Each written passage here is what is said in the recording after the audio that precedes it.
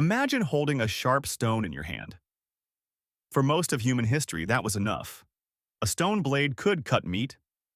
A wooden spear could reach an animal from a distance. A heavy club could strike with force. An axe could split wood, break bone, or become a weapon when survival demanded it. But then humans discovered something strange inside the earth: metal. At first, it looked useless. A green-stained rock, a dull lump, a substance trapped inside stone. But when ancient people learned to heat certain rocks until metal flowed out, they gained access to a material unlike anything they had ever held before. It could be softened by fire. It could be poured into a shape. It could be hammered thin. And if shaped correctly, it could become a blade longer than any stone tool could safely become. That was the beginning of the sword. Not in a palace, not in a battlefield, but beside a furnace where someone first realized that fire could turn rock into a weapon. The first weapons were not swords, they were simpler. Stone hand axes, wooden clubs, spears, and short blades had existed for thousands of years before anyone made a true sword. A sword needs something special. A blade long enough to extend the reach of the body, but strong enough not to bend, snap, or become impossible to control. Stone could be sharp, but long stone blades were fragile. Wood could be long but not sharp enough by itself. Copper offered a new possibility. It could be shaped into blades. But copper had a serious weakness. It was soft. A long copper blade could bend under pressure. It could lose its edge. It could deform at the exact moment it was needed most. So the first metalworkers had to solve a problem that would shape thousands of years of history. How do you make metal strong enough to become an extension of the human arm? The answer was alloy. Ancient craftspeople discovered that mixing copper with other elements could change its properties. Copper combined with arsenic, and later more commonly with tin, created harder materials we call bronze. Bronze could hold a sharper edge and could be cast into more durable forms than pure copper. This changed what was possible. A dagger could become longer. A long blade could become stronger. And a weapon could begin to look like something new. A sword. The earliest weapons widely described as swords were found at Arslantepe in present-day Turkey. They date to roughly 3,300 to 3000 BCE and were made from arsenic copper alloy. UNESCO describes them as the earliest swords so far known, discovered alongside other weapons in a major complex connected to emerging political power. But even these first swords were not yet the elegant weapons people imagine from later history. They were short by modern standards. Some were closer to very long daggers. This is important because the sword was not invented in one single moment. It evolved. First came the knife, then the dagger, then a longer dagger, then a blade so long that it needed a stronger handle, better balance, and a new way to use it. At some point, a tool designed for the hand became a weapon designed for reach, and reach changes everything. With a short dagger, you must be extremely close. With a spear, you can strike from farther away, but the weapon is long and harder to use in tight spaces. A sword existed between those two worlds. It could be carried at the waist, drawn quickly, used in close combat, and controlled with one or two hands. But creating one was difficult. A sword blade had to be long without being weak. It needed an edge without becoming too thin. It needed a point without becoming too fragile. And it needed a handle that could keep the blade from twisting in the hand. This is why early sword making was not only about melting metal, it was engineering. A metal worker had to control heat. Too little heat, and the metal would not flow properly. Too much heat, and valuable material could be lost. The metal had to be poured into a mold. The blade had to be removed, hammered, sharpened, and attached to a handle.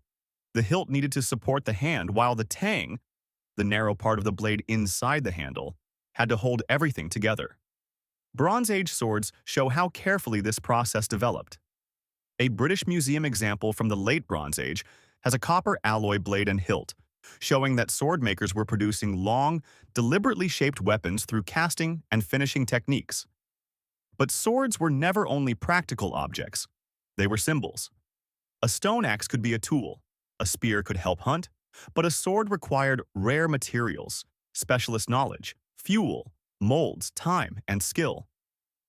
In many early societies, owning one may have signaled status as much as strength. At Arslantepe, some of the earliest known swords were inlaid with silver. That detail matters. Silver does not make a sword more useful. It makes it visible. It turns a weapon into a statement.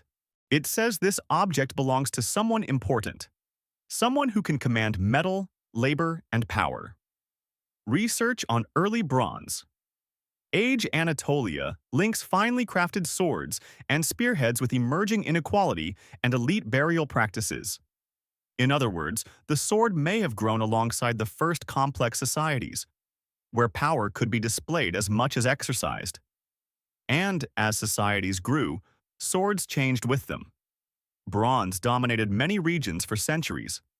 Across the ancient world, bronze was used for weapons, tools, chariot parts, and ceremonial objects. In ancient China, for example, bronze played a central role in military and political life during the Shang and Zhou periods. But bronze had limits. It depended on copper and tin, materials often found far apart. That meant trade routes mattered. A kingdom that lost access to tin could lose access to bronze. Then another metal began to reshape the world: iron. Iron was more common in Earth's crust than tin, but it was harder to work. It required hotter furnaces, more control, and deeper knowledge of fire. Early iron was not automatically better than bronze. Poorly made iron could be soft, brittle, or full of impurities.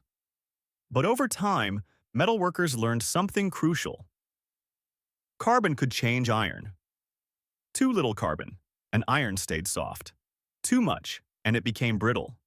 But in the right balance, iron became steel, a material that could be hard, durable, and capable of holding an excellent edge.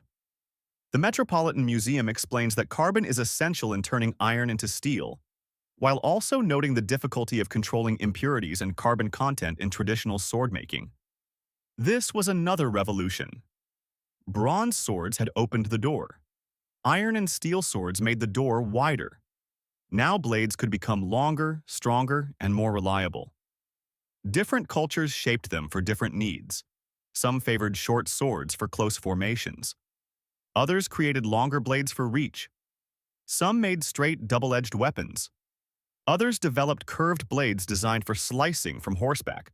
But beneath every design was the same ancient idea. Human hands are limited. A sword extends them. It turns a person's reach into something longer, their strength into something sharper, their movement into something that can change the space around them. And that is why swords became so important in myth, history, and memory.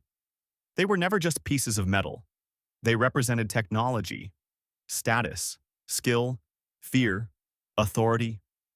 A sword could be buried with a leader, displayed in a palace, passed through generations, or carried as proof that someone belonged to a warrior class. But the deepest story is not about war. It is about invention. The sword began with a human looking at a rock and seeing hidden potential. Then looking at fire and seeing control. Then looking at a short blade and asking one dangerous question: what if it were longer?